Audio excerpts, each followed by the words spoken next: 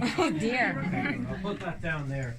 It's good to be here in this very strange time. It is a strange time, isn't it? It's a strange time when it's. Right, yeah. Haven't even started. Take that. Boom. Sure, well, let's do it properly. We don't need this either. We get rid of. It's like life, you know. Let's get rid of the things that we don't need. You know, like fake helicopters, for example. We don't need fake helicopters. I'll take it out, even if it does look good, Dolores. Put that there. Hello. Hello. Strange time. You video too, Frank. Yes, it's okay. You can, but we have 1, 2, 3, 4. We got more video camera people than we do people. Ken came all the way from County Clare today.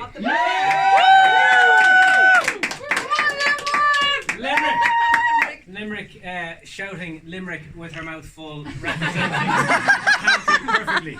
But I better be careful saying such a thing. 5K. 5K rule. You're outside your 5K rule. Right, we're all God getting knows where the wow. words came from. I've been here all the time. for weeks since the start. I'm a clone. I'm all over the place. I knew it. Where did you get the energy for such mess? I was born for it. Born for it. Probably were. So guys, it's a strange time to be living in the world where we could get arrested or fined or punished for this, where this is illegal.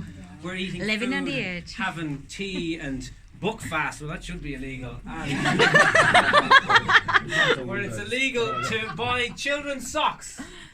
Yes. You know, Children's shoes. our children's shoes. I did Oh my God. I did it 1 week ago. She's had them since 1984. I actually did it. I went through the, you know. And it's, of course, 5K rule. It's illegal to travel outside 5 Exercise. kilometres. Only exercise. Oh, exercise. Thank you for clarifying the law. Section 31. Your Royal Honour. Section So I can 31. exercise over 5K. So I will get my bike. You could get, in there. you could get That's punished. You know, you could get fined by a member of the Garda Síochána. Jesus, Liam. Would you just put your Mickey away? There's children here. You really need a woman, Liam. He was beatboxing. Beatboxing. Yeah. You're actually feeding the dog. I haven't even done my opening joke yet. I've had 6 heckles. 6 heckles. I haven't got one joke out, and we've had 6 heckles. Do you know what a heckle is? A heckle is when a comedian is trying to do a joke, but he or she or they are acting as if they're just talking casually, and then they receive the trouble, comments, commentary, the narrative, Smarty pants. the smarty pants, and that's a heckle. But they're welcome in a place like this as well. And sometimes they can be tricky, as we saw earlier, but they were so professionally dealt with. You're doing the globalist pose Mum, there. better. 7.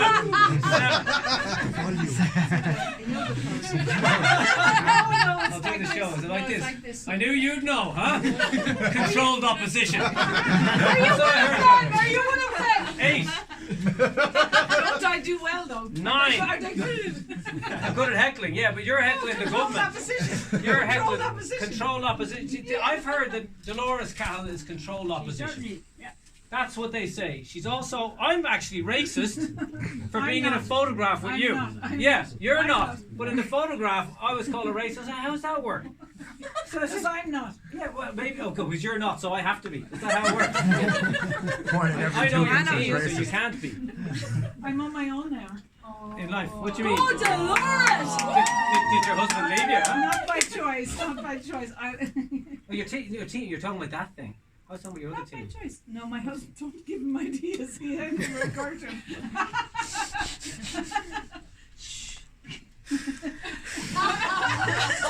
Book fast. I don't drink before a gig, but sure. Come on, man. Fuck it. Oh my God. It's my Oh, mom. come on. Come on. Good for you. It's good Yeah, for you. good for you. I don't know about that. So the Garda Síochána, they're pulling people over, and what they do is they ask you questions, and people say, I'm going shopping, I'm just going here, I'm just going up the road. We tell half lies. And sometimes you're allowed, kind of, like within their rules, there's loopholes. Where are you going? I'm going to a grave. But they don't even accept that. Sometimes they ask you, like, whose grave? Your grave, if you keep on asking. But you don't want to be in a country of liars and snitches. You want to be in a country where people can tell the truth. Yeah. Exactly. So recently when I was travelling on my world tour of Ireland, 32 counties, from County Dublin to County Waterford, I was pulled over by a man acting as a Garda Síochána, dressed in uniform. I presumed he was a Garda. He had a mask on. I couldn't tell. He could have been a crook for all I knew. But he asked me where I was coming from, and I said home. And he said, where are you going? And I said, home. And he looked confused, but you can never really tell when they have the mask on. But I pictured him behind the mask being confused. And he goes, what do you mean? And I said, I'll tell you what I mean. I mean that I was coming from home, and I'm going to home. Makes sense. And I did have a home where I paid rent, but I couldn't afford it anymore because my business and my way of earning a living was taken because of regulations, which I wasn't very happy about, Garda. And because of those regulations, I'm now looking for a new home in County Waterford. Where are you staying tonight? I don't know yet. I'm looking for a home. But would it be okay if I stay with you? A new home. Once again, I couldn't tell, but I'm pretty sure he smiled. And he asked me, what business, if you don't mind, he was very polite to be fair, if you don't mind me asking, what business are you in? And I said, I'm in the comedy business, in the business of laughter. And I own the comedy festival. And he goes, oh, do you know Ardlo Hanlon? And I said, I do. He's very funny, go on.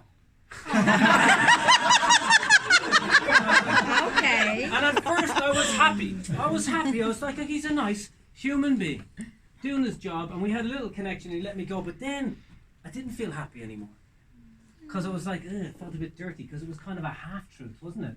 It was like it wasn't fully true. The full truth would have been like, I don't want to tell you where I'm coming from, and I've no None of your intention. business. Yeah, none of your business. I could say that, and I could say, listen, I hear your questions, I won't be answering any of them, and I wish you the best. And yeah, you could get a fine. You could get a fine, but you deal with the fine. You could get a notice, and I could notice their notice, and I could deal with that with my own notices. But there's a thing, like, you want to tell the truth. So when I was travelling from Waterford to the gig in Sligo, 30 people, beautiful people, sharing food, hugging, sipping out of the same cups, laughing. And I was I got pulled over. I was ready. This time I was going to do it. I was going to say to the Garda, I won't be answering your questions. All my documents are there on the window, and I'd appreciate if you respect my privacy. And whatever he was going to say, I was going to give him nothing, as they say. He was going to get nothing from me. And he pulled over there. I was all excited. I was ready. I turned the nerves into strength, and I opened the window, and he just goes, go on. I had the Even same. when they're being nice, they're really annoying. That's shit.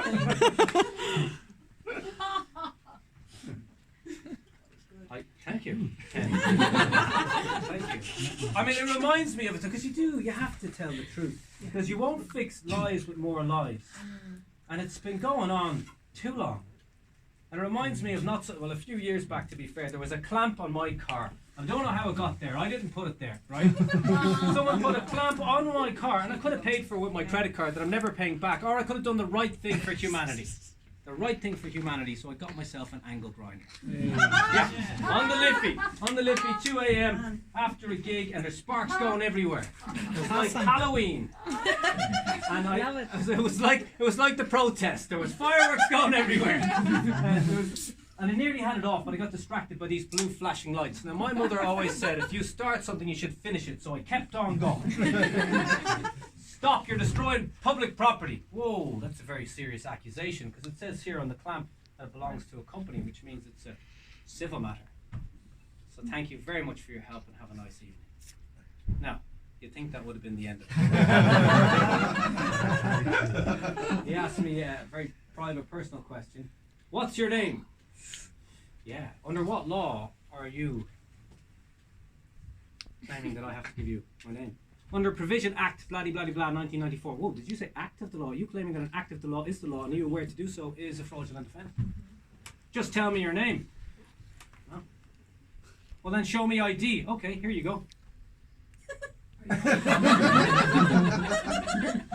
I need to see an ID with a photograph on it. Why'd you need a photograph when you have the real thing? Just tell me your name. Okay, listen, you can call me Aidan. Aidan what? Sure, we're on first name terms at this stage. This is your last chance. Tell me who you are. I am you. We're just reflections of each other. Oh, yeah. Different realizations of one giant consciousness. Exactly. So I'm in, exactly, yeah, thank you. So I'm in the back of the police car. In handcuffs, may I add. Dolores, I've never been in handcuffs before. That's a lie. That's what I say. Well, I was scared for a moment, but then I witnessed it. It's always scarier to imagine something in the future. Actually, when you're doing it, it was kind of okay. I was like, oh, this isn't so bad. They're not that tight. Where are we going? Pierce Street is where we went. And I get there, and they put me in. I got my own room. It was like it was a cell. Oh, it was a cell. Sorry, it wasn't a room. I was like, can I get a different room? This one's a bit cold. You could really do something with the upholstery. So I was in there for a while, and so I ordered food. I ordered vegan. I want some vegan, locally grown, organic food, and none of that tofu stuff will affect my hormones. And can I get some lemon, organic, with some purified distilled water? And you've got 24 hours, so I'm letting you know now so you could, get it. And they didn't. By the way, I'm not even a vegan. I just thought it was really funny that they try and get this. And they kept me there for a while. The door remained locked. I tried to open it, but then I heard the noise, I heard the steps coming. And then so I quickly got up on my seat. I had a whole bench to myself, and I did my meditation. And they came in, they started talking. I went, yes? And they said I could go on condition that I signed a bit of paper, but it was a contract. Why would you sign a contract unless it's in your financial interest? Coercion. So yeah, coercion. Yeah, it's like, I could do it, but like, what do I get? And they said, well, if you don't do it, you're going to stay in here until Monday, where you'll go to a court, or else it was another cell. I don't know. One of the many cells I had an offer, and then so I could sign it. So I did sign it, but I signed it with my mother's name that she gave me as a child, Dano, because that's what I was called as a kid. So I signed it Dano, under threat and duress. And he goes, "What's that?" And I said, "It's my commercial mark. I use it for contracts." And he goes, "Yeah, whatever." And I went, "Okay." And he goes, "Well, you need to come back here next Saturday." And I said, "Okay, well, thank you for the invitation." And I never saw him again. And I think I learned that my only problem was the fear. Once I dropped the fear, it was gone. And I see that all of the time now, trying to instill fear upon us. Like, I'm afraid too. I'm afraid, not maybe of the same thing. Some people are afraid of the guard to do that. They did that. Like, what about the pandemic? What about you're not afraid of the pandemic? And I was like, no, not really. I'm not. That doesn't. The thing that I'm afraid of, the pandemic of fear and insanity. When I see my fellow human beings with 2 masks on and a visor driving a car, I'm like, they shouldn't be behind a wheel, right? Yeah, I'm afraid of that. But what you're talking about, no. But yeah, I'm afraid of the consequences of people losing their ability to earn a living. I'm afraid of the isolation caused to the elderly and everybody. In fact, the whole country, this whole year, the only one who hasn't been isolated is the virus itself.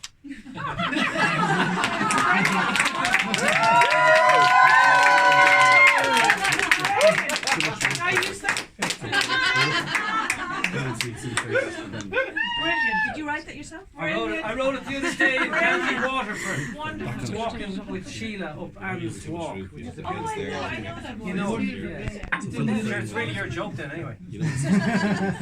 I'm going to use it and I'm trying to. That's hilarious. Well, thank you. It's so wonderful. Why do we do that? Every time I do a good joke, why don't we just stop and we'll all tell me that? Take a little moment, maybe get like a little feedback sheet or something like that. I don't know, like, yeah, 8 out of 10. Sign it. Yeah, it's just that nobody signs it. Yeah. Under threat and duress. You are funny. So can I ask you a question? No. Yeah, but whatever the question, the answer's no. Okay. Did you get that inspiration in Waterford when you were staying with that guard? I wasn't staying with, oh, very good. I didn't stay with a guard. Oh, she could be an undercover guard. She did have night clothes. She didn't. Yes, she did. Did she? How did it How work do you out? know? How Wow. did it work out? How did it work out? How did what work out? Are we So talking about my much sex life Naruto. now? You know. Yeah. Oh, it's beautiful. It's still working out. She's over there. She's over there. Guard, you married Not her. the guard. I didn't marry the guard. I didn't marry the guard. Happy ending. I mean, just Happy speaking- ending. You know what I mean? The other kind of words. You know, you plan these things in your head. It's the video night. We're going to film it. It'll be perfect. Hi, Sheila. How are you? Oh, now we know your name. I'm glad you didn't sit back there. And they instill fear. And, like, imagine there's a child in the other room, like a 5-year-old child. And the child was shouting and screaming because they were afraid. They were afraid of a monster. Maybe they could see a monster. Now, we would know that there is no monster there. I mean, unless it's Bill Gates or Dr. Fauci, Luke O'Neill. But in reality, we would know as grown-up adults, there is no monsters. And we'd go, okay, we could walk in and maybe you'd see a coat hanging up. And the child falsely imagined a fantastical idea that this was a monster. And we could immediately see it's just a coat. It's just a coat. You could take the coat, you put it on the ground, and go, look, it's just a thing. You could kick it. And maybe the child would stop being afraid. You could hug the child and say, it's okay. It's okay. And the fear would change to love. Maybe even laughter. Now, we could also get like a Freddy Krueger mask and just run into the child and go, yeah, there's a monster! And create more fear, because that's what the media are doing.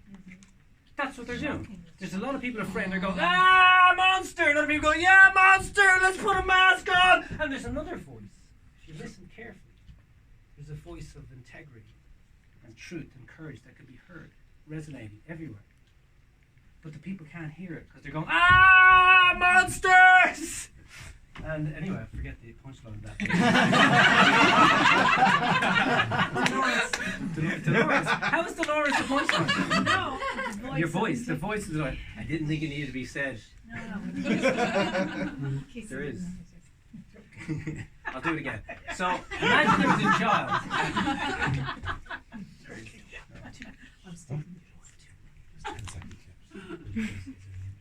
I didn't even know that. I didn't even know that thing. Look at all the perfume. You know the perfume ads in the airport.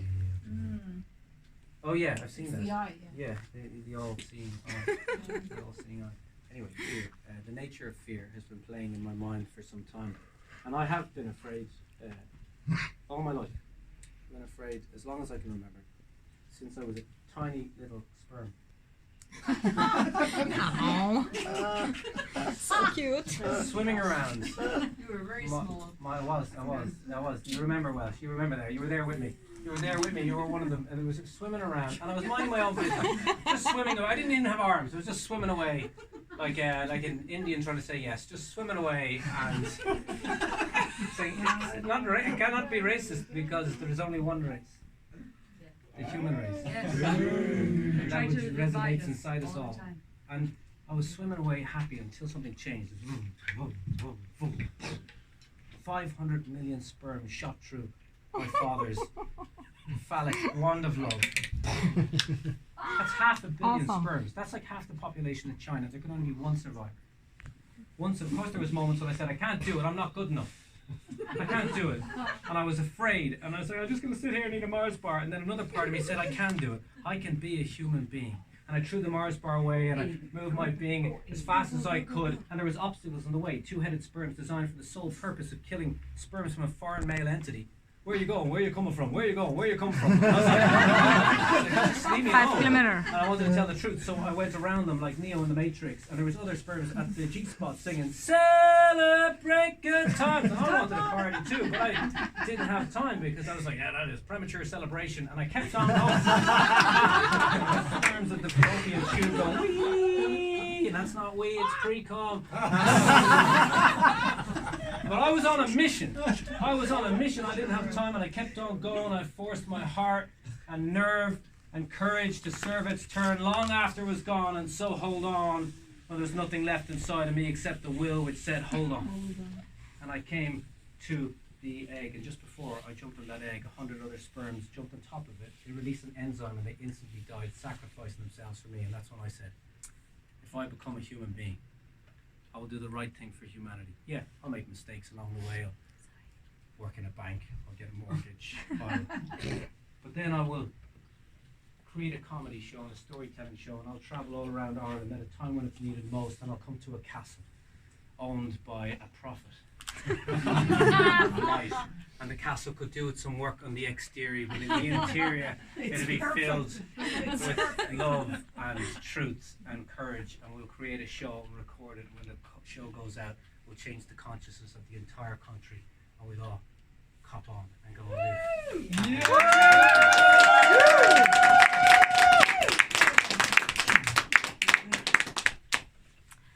I haven't been afraid. A lot of people sometimes say I've been courageous at times, but usually not on the inside. Like, for example, I was on the Irish karate team when I was a teenager.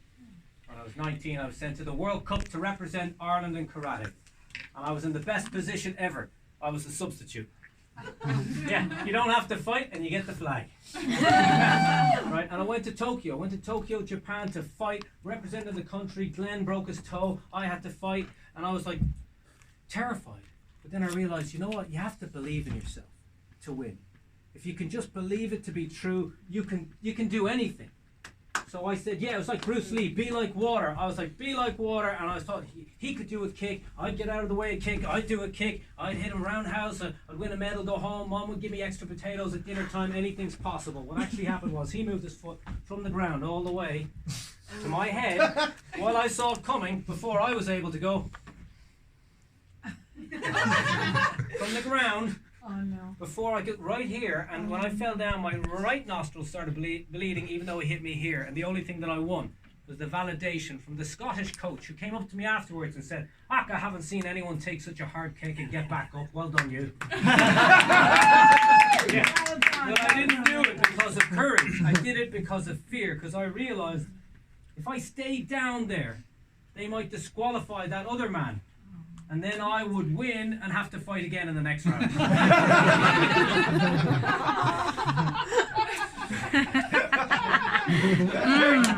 Wow.